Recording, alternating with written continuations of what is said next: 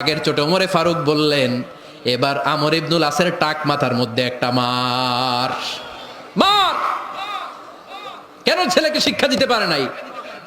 ইয়া আমর ইবনুল আস, মাতা জাআলতুমুন নাস আবিদা, তোমরা কখন মিশরীদেরকে নিজেদের দাস বানায় নিলা? ওয়াকাদ ওয়ালাদাতুহুম উম্মুহুম আহরারা, আর ওদের মায়েরা তো ওদেরকে স্বাধীন সন্তান হিসেবে প্রসব করেছে।